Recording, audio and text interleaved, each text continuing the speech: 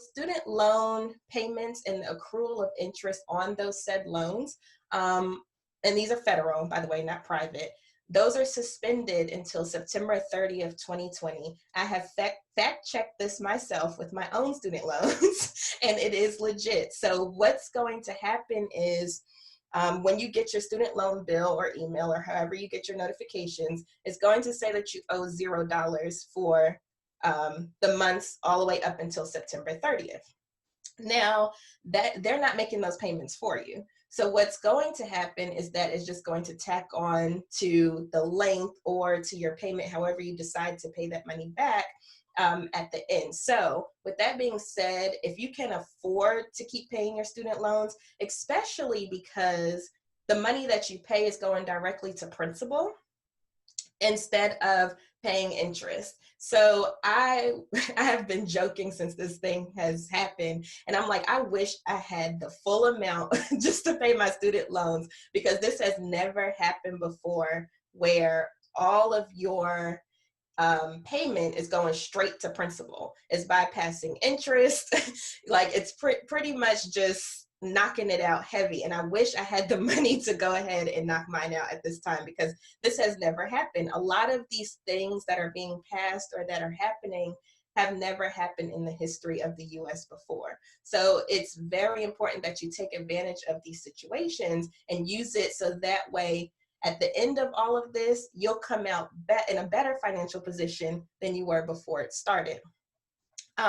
If we have anybody in here, oh, another part about student loans, that it also suspends garnishments and tax refund interceptions. So if you are one of those people that are delinquent on your student loans and they usually take your tax refund, or they started garnishing your pay, all of that has to stop until September 30th.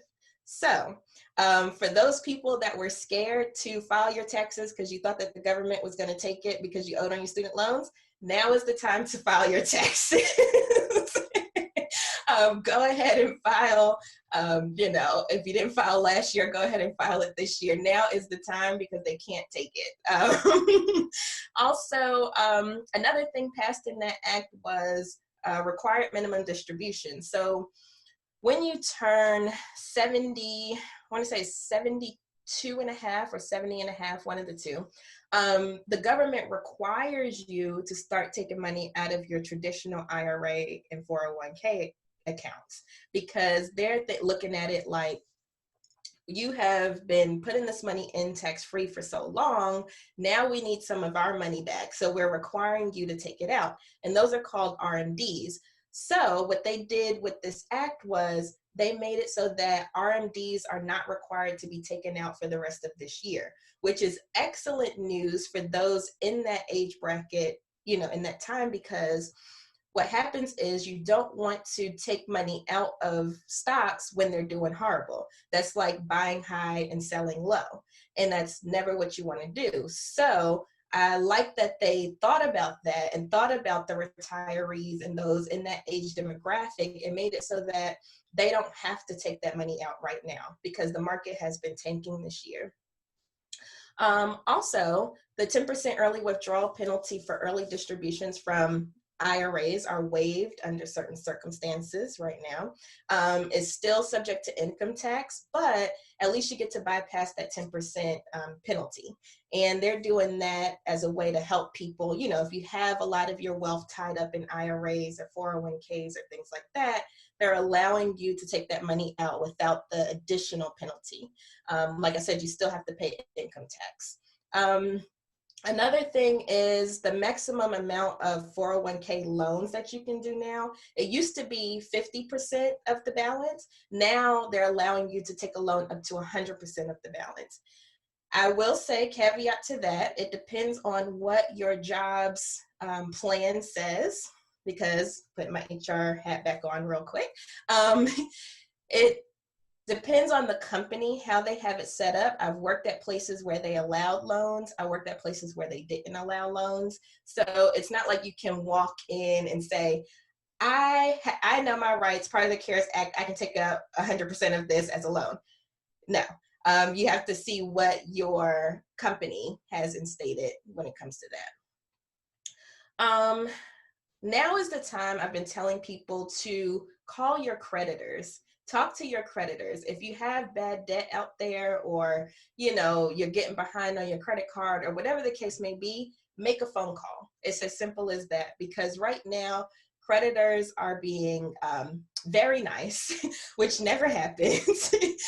They're being very nice right now. They're willing to make deals. And part of the CARES Act says that creditors that allow flexibility with payments due to COVID-19, they have to report to the credit bureaus that the individual is in compliance. So they can't tell you one thing like, yeah, well, we'll take, half the payment or whatever, and then put it on your credit report as not paid in full, or whatever the case may be. They have to report it that you are in compliance. They can't do any adverse reporting as part of that.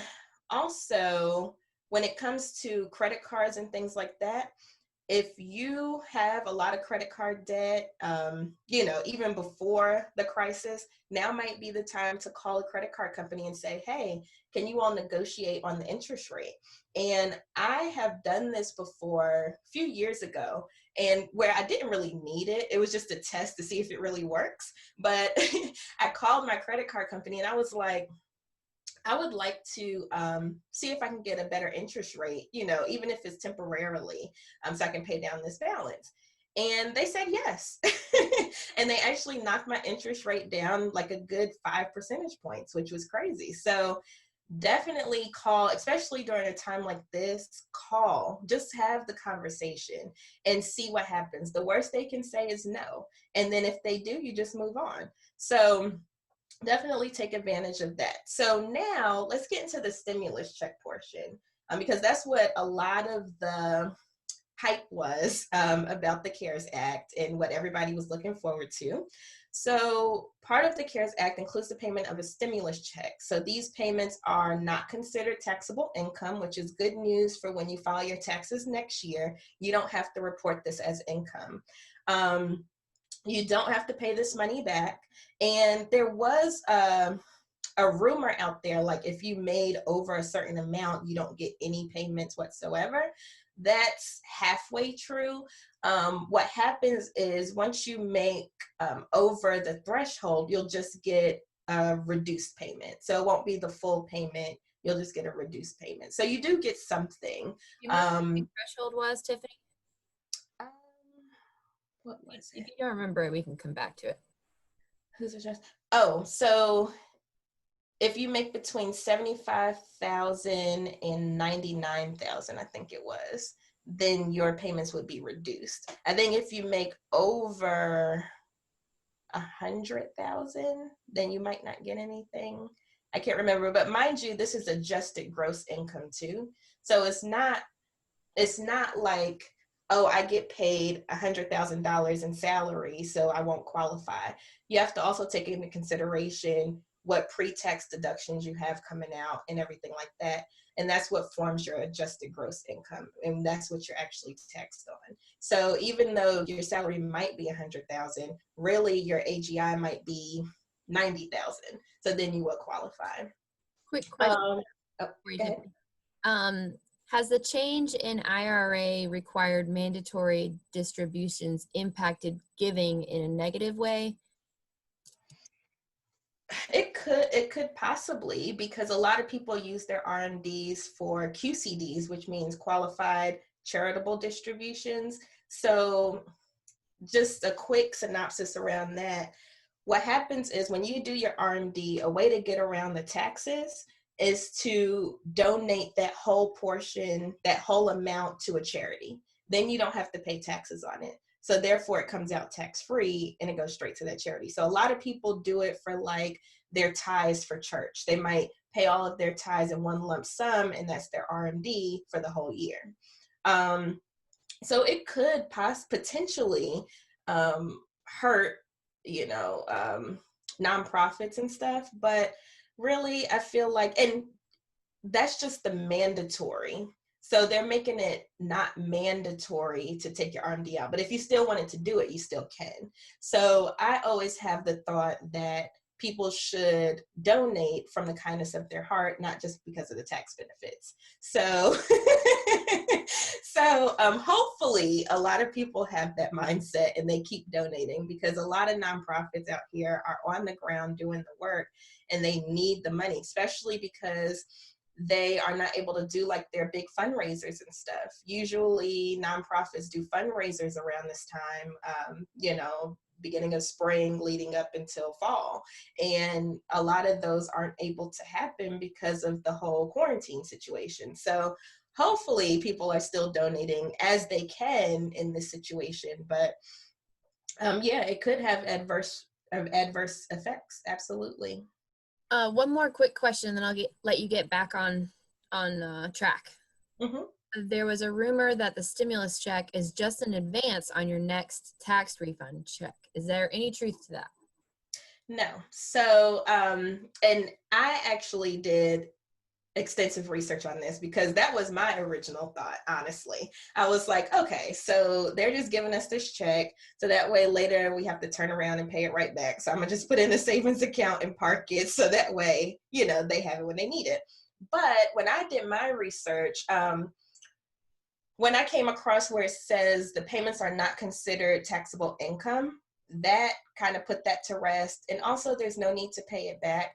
We had stimulus checks before, back in the 2008-2009 crisis. Under President Obama, he actually sent out stimulus checks as well. Nobody really remembers this, but I kind of do. And nobody had to pay that back. My concern with this round of stimulus checks is that, the ones that we just had, is that if we're in quarantine, how are we supposed to stimulate the economy and start buying into businesses? Because that's what stimulus checks are for. They're to restart the economy or get it back on track or things like that. And if everything's closed, there's not much that we can buy back into, if that makes sense. So I made a joke not too long ago, and I was like, the only people that are getting the stimulus is Amazon and everybody else that are, internet players, because the stores are closed. But anyway, hopefully people have held on to their stimulus checks, and I'll get into that here soon, and they can use that money, once everything opens back up, or however they decide to do it. But that was one of my concerns with the whole stimulus check thing. It's like they want us to stay inside, but they want us to spend money. So it's kind of contradictory, but hopefully that answered your question. Is the stimulus check qualification based on your 2020 income or 2019 income? It's based on your 2019 tax return, your taxes. If you didn't file 2019, then it's based on your 2018. If you didn't file your 2018, I don't know what to tell you. Because those are the 2 years that they're looking at. Now, if you, there is one resource that they did put out there. If you didn't file your 2018 or 2019 taxes, I can actually drop some links in the comments after this is over, but they have a website where you can put in your information, and then I guess they use that, and then that's how they do it. But it is based on 2019, and then if not 2019, 2018. Okay, thank you, Tiffany. We're at about 12:30 right now. So I'm gonna let you keep going where you were headed before. Okay, really quick. What'd you say? Remember where that was? Yes, I do. So really quick, what can you do with your stimulus check, right? So my whole thing, like before this even hit, first of all, I was skeptical that we were even going to get it, but I was like, if we do, budget for it. So if you didn't receive it yet, go ahead and make a budget on what you would like to do with it. So some things that I thought about from a financial aspect is, if you are a furloughed worker, or you're out of work right now, or your hours are being cut, so on and so forth, use the stimulus check as income, but make sure that you stretch it out. Because like I said, this is a one-time check. It's not a continuous check. So if you need the money, try to budget it and make sure you stretch it out as long as you can, because we don't know. There was a bill introduced yesterday for us to get another stimulus check, but it hasn't been passed yet. And there's no telling if it's going to get passed. So use it as income if your hours were cut or if you're a furloughed worker. Build up your emergency fund. So before we got into all of this, like I've had conversations with people and they only had $75 saved and then they lost their job because of this. And so I'm hoping that this whole situation, even though it's unfortunate, it puts a spotlight on finances. It puts a spotlight on being good stewards over your money. So a big thing you can do with your stimulus check is to build up your emergency fund. If you have 3 months, make it 6 months. If you have 6 months, make it 12 months, because you never know how long this is going to last. And really the economic effects of all of this can last for years. So that's my biggest thing. Now, if you already have a fully funded emergency fund, like I said, call creditors, start getting debt knocked out, because that can put you in a different position as well. If you have to constantly worry about debt, especially after this is all over, it can kind of cloud your judgment. And so I always tell people to get that out the way. If you have already been investing, keep investing if you can. Because what happens is, even though the market is going down, you can kind of look at it as stocks on sale, because at the end of the day, the economy goes in cycles. And so the stock market goes in cycles. So even though right now we're on a decline, it's still going to go up eventually. If you look at 2008, 2009, we made all of that and then some as of last year. So keep investing if you are. Now, if you haven't been investing, I would say the best thing to do right now is to pay off debt, because that's going to give you a bigger return on your money than putting it in stocks right now. And this is for the immediate term, right? So especially high interest credit cards and your student loans, because of the student loan breaks that we're getting right now.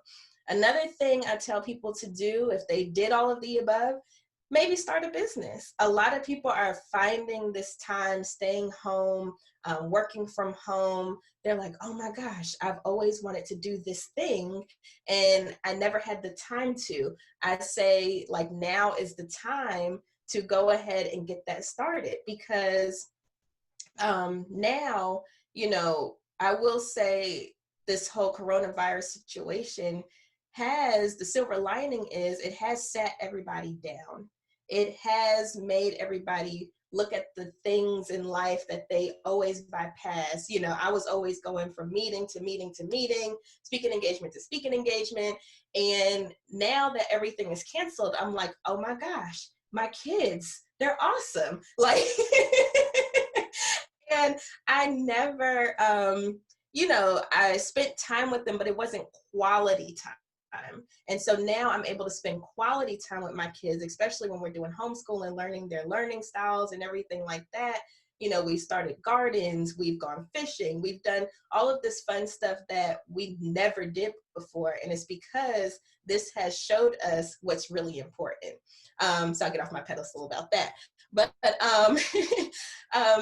refinancing. So the thing about refinancing is, yes, it's a good time to do it, but it depends on your situation. So your financial situation, because you have to realize if you refinance, you still have to have a down payment. Now that's something that you can use your stimulus check for, but I do not recommend refinancing anything if you're not going to get more than a 1% decrease on your interest rate. Because then it's just a lot of time, effort, energy, and the payoff is not that great. So if you are one of those people that may have a 8-9% mortgage loan, then yes, you probably should refinance, because last time I checked, the rates were at like 3.75%, and that was maybe about a month or so ago when I checked. So those are great rates. Right now I'm at a 4.25, so I don't feel like I need to refinance right now. But if you are in the 6+ and you can afford it and you have the down payment and you have the time and all that stuff, then yes, go ahead and refinance. I've been telling people to hold off on buying a car unless they absolutely need it, because like I said, we don't know how long this is going to last. So what you don't want to do is spend your money on a car, and then, because remember, cars depreciate. They're depreciating assets. So what you don't want to do is spend your money, all your money on a car, and then you're still out of work 6 months from now, and then you're having to figure out, whether the car needs to go or you need to miss a bill or whatever. So I don't want people to get into that situation. So I've been recommending that people just use this time to stack your money, so to save your money, to work on your credit. Now's the perfect time to work on your credit if it's not up to par where you want it to be. And then also another thing you can do with your stimulus check is give. This has been a recurring theme. I'm very active in the community with nonprofits and stuff, and I am a firm believer in giving back. Whether it's time, energy, just your thoughts. Like, for instance, something like this, if you're an alumni or whatever, you have a skill set, give back to the community, because the community needs this now more than ever. So even if it's not monetary giving, give your time, just do something, because that's the only way we're going to be able to get through this. I'm trying to make sure I covered all the questions from the original thing. So what are some ideas to keep cash flow going? Like I said, file for unemployment. They are allowing people to get food stamps and Medicaid and things that you may not have been able to qualify for before. You may be able to qualify for now. And with some of those things, so for instance, Amazon, they have a program where if you get food stamps or Medicaid, you get Prime at a discount. And a lot of people don't know that. And it's only like $5.99 a month. So a lot of people are getting like emergency food stamps. I just got a notification that if your child typically gets free or reduced lunch here in North Carolina, you now get food stamps as well, even if you didn't qualify or you don't qualify. They're giving those out. So there's a lot of options out here. I've seen a lot of grants from nonprofits, which is another reason why you should give back if you can, because there's been grants for small business owners. There's been grants for pretty much anything. I applied for a grant in the personal finance influencer space. It's a company that focuses on us, and I won. I got it. And it was like $500 free money. And I forgot that I even put it in because it was just like on a whim. But I say that to say, whatever your niche is, whatever you are in, if there's an organization around that, then, go to their website. They might have some resources out there for you. Go to local nonprofits. There's plenty of food still out here. If people can't afford food, there's plenty of people putting together these initiatives for that as well. So with all of that being said, I hope this was very informative, and I answered most questions. Do we have any other questions from the audience?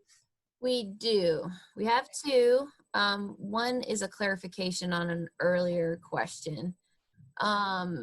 So Lynette says, the question is, what year will it be accounted for on your tax filing?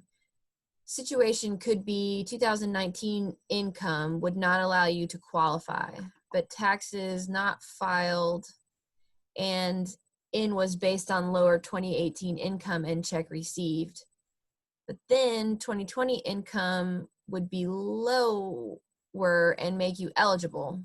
Would you have to return it in your next tax filing based solely on 2019 income, or will they base return on the 2020 income? Okay, so let me just make sure I understand that question correctly. So what I'm taking from the question is that you're saying if you go over the threshold later on in life, and you file your taxes and it's more than what qualified you to get this stimulus check, would you have to pay it back?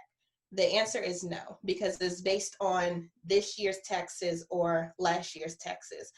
When it comes to 2020 taxes, we don't have to report the stimulus check as income. So there's no way for them to come back and bite you per se.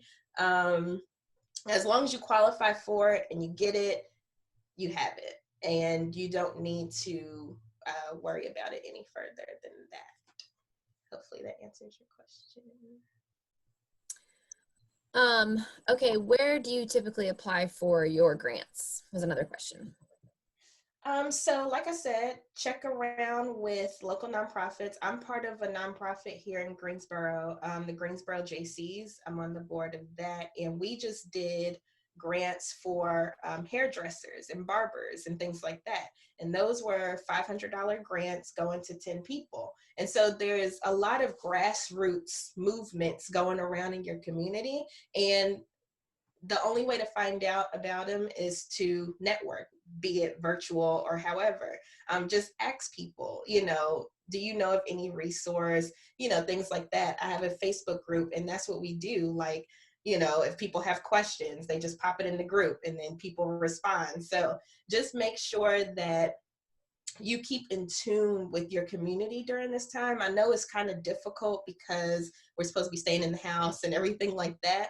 But like I said, also look at niches. So if there's a foundation that you're a part of, or a group that you're a part of, see if they have grants available if you need it. So I hope that answers your question. There's a lot of resources out there. You just have to find them.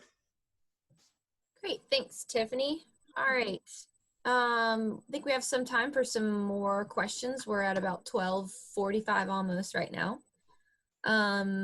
If you haven't already put your degree, your location, and all that in the chat box, please do that.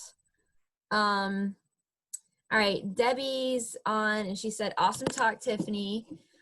She's a fan of Dave Ramsey and now you. He talks about not needing a credit score, cutting out credit cards, and being debt-free. What is your take on having a credit score, which pretty much means you're paying debt on time? Okay, so here's my take, because I used to listen to Dave Ramsey all the time. And there's some things I agree with and there's some things I don't agree with. So when it comes to your credit, you have to have credit to get credit. So when he's saying you don't want a credit score and things like that, that's because you're at a point where you don't need, to qualify for a house or a car or whatever the case may be. Most people aren't like that, because yes, he's right. You can go and do like a whole underwriting process with your mortgage and things like that for people that don't have credit scores. But if you already have credit cards established, I wouldn't recommend closing them down or anything like that just to get to a zero credit score. If anything, it would be in your best interest to keep them open and then just use them responsibly. So what I usually do, and I know somebody's going to laugh at this because they always do. What I usually do is I will put my cards in the freezer, and I will literally, get a Ziploc bag, throw them all in, put some water, close it up, and put it in the freezer. And I call it putting my credit cards in a deep freeze.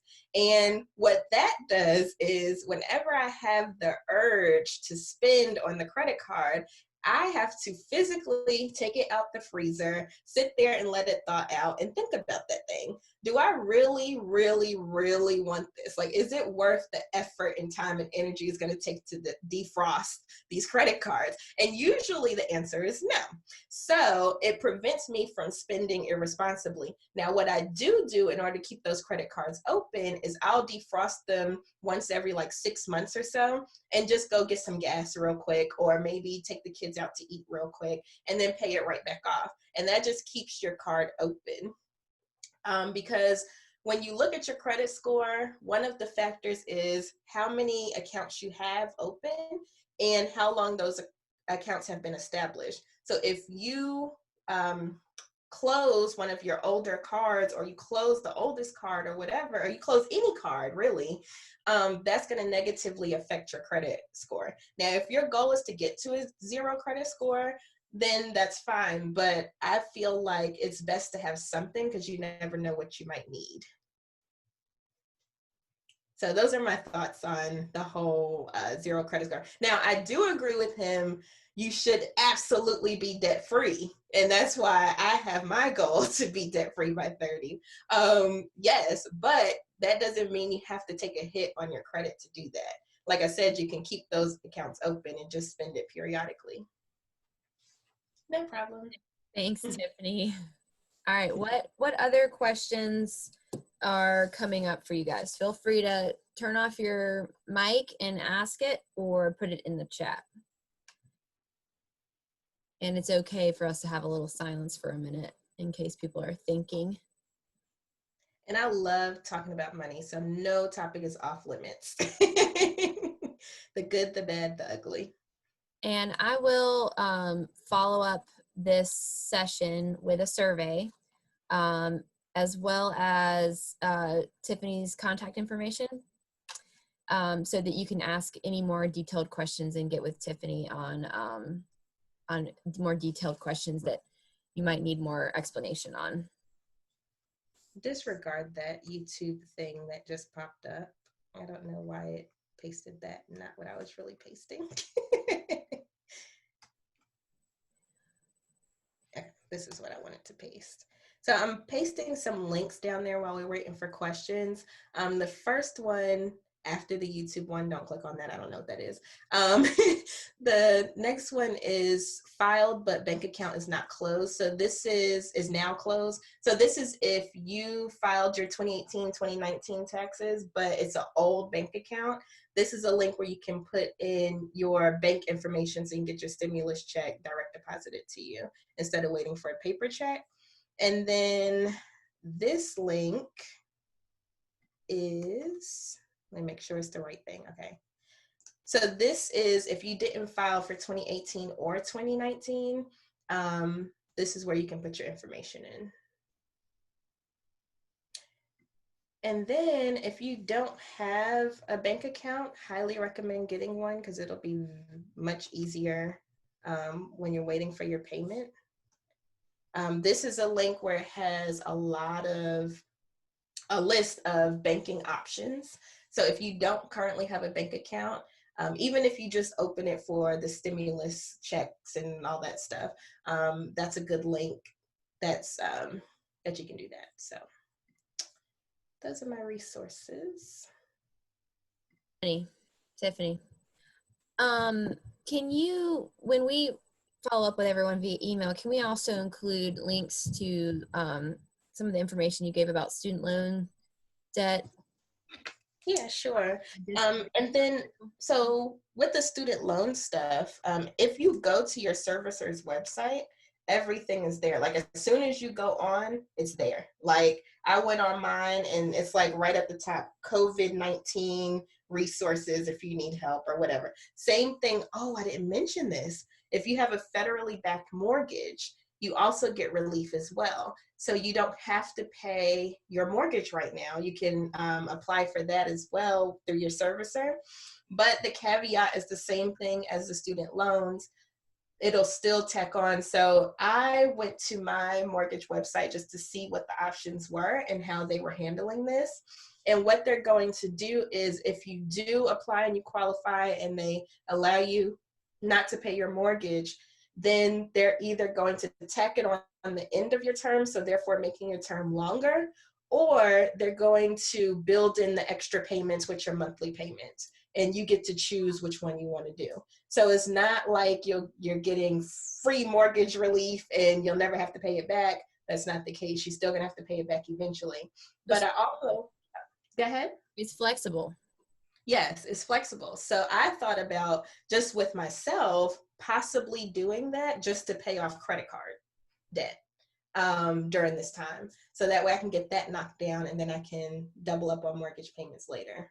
But just a thought. Okay, thank you for that. Deborah said students can find their student loan servicer information on studentaid.gov.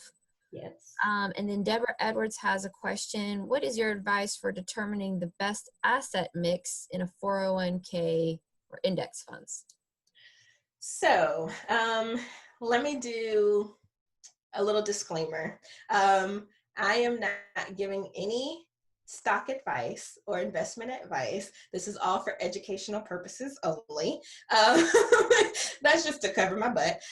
So when it comes to the asset mix, you have to think about how long you have before you're going to need the money, your age. Like if you're doing it for retirement, think about how old you are. That goes into when you're going to need the money, because that's what affects what asset mix you want to have it. So the more stocks you have, the more volatile it is. So if you're younger in age, then yes, you should be heavy on stocks, because not only are they more volatile, they usually pay off the greatest. Now, if you're older in age or you're getting close to needing the money, it should be more bonds than stocks, because bonds are generally safer. Caveat, nothing is safe in the stock market, but they're safer. So if you are younger, you should be more aggressive with your portfolio. So that means you should have more stocks. If you're older, you should be more conservative in your portfolio. So that means you should have more bonds. Personally, I am 29 and I have mine at 90% stocks and 10% bonds. But that's just for my situation. So if you're ever confused on what you should do, you should definitely talk to a financial professional, financial advisor, financial coach, whomever, that can point you in the right direction of what you need to do.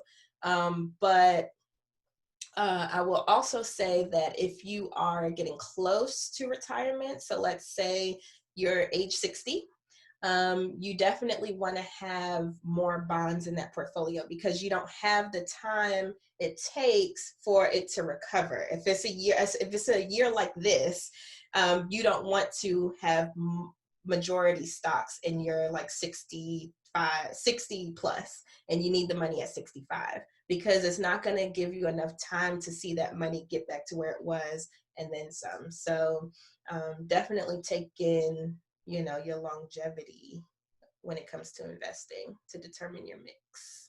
And then index funds. So I can go all day. So there are different types of things you can invest in. So index funds is one of them. Now, the thing with index funds is, yes, they're cheaper, but they're cheaper because you're only investing in the index. So you'll never beat the index. So you'll never beat the market. It's just going to mirror the market, if that makes sense. And so mutual funds are a little more expensive, but they actually have somebody making portfolios, not to mirror an index, but just to, whatever you're trying to accomplish. So there are some that are small cap international. So they'll have all of these smaller companies and international companies into one bucket, and then you can buy that bucket. So that's what that means. And then, of course, there's just individual stocks and individual bonds. But I kind of go towards mutual funds personally, because I like buying a basket and having somebody else do the work of putting things in that basket for me. Great. All right. Any other questions? We're at about 8 minutes till our cutoff point.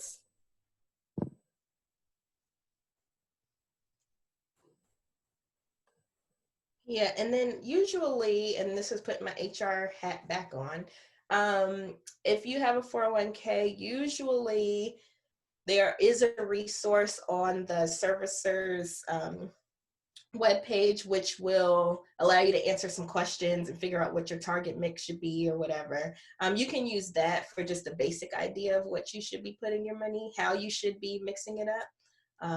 But like I said, that is a very general thing. They're just like, oh, this is a woman at this age, at this point in her life, this is what the asset mix will be, instead of going to an actual financial professional that'll actually tailor it to your specific situation. So just keep that in mind as well. I have a question. Mm-hmm. How do you know you have a federally backed mortgage? So if you have an FHA loan or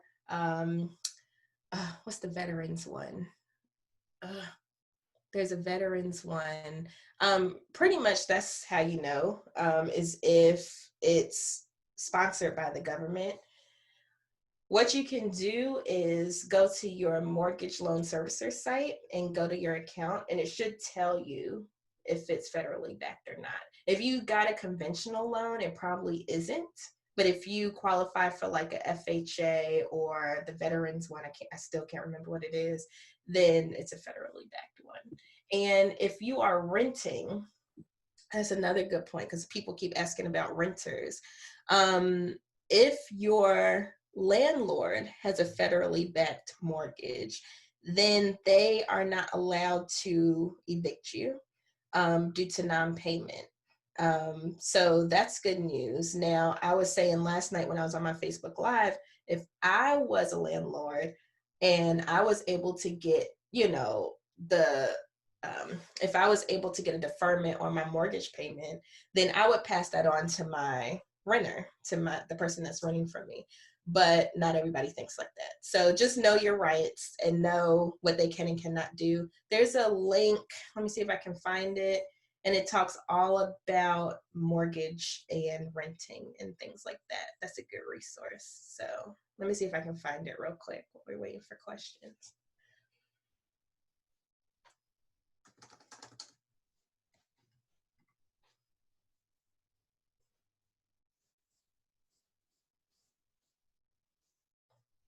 Do we have any more questions? There aren't any more questions in our chat right now. Does anybody want to jump on the mic? I would love to hear voices. It's open mic situation. Now. No questions, Tiffany. I just wanted to compliment you on your presentation. I watched one of your podcasts and it was really great. I work in the financial aid office at UNCG and do a lot of the financial literacy presentations for our first year students.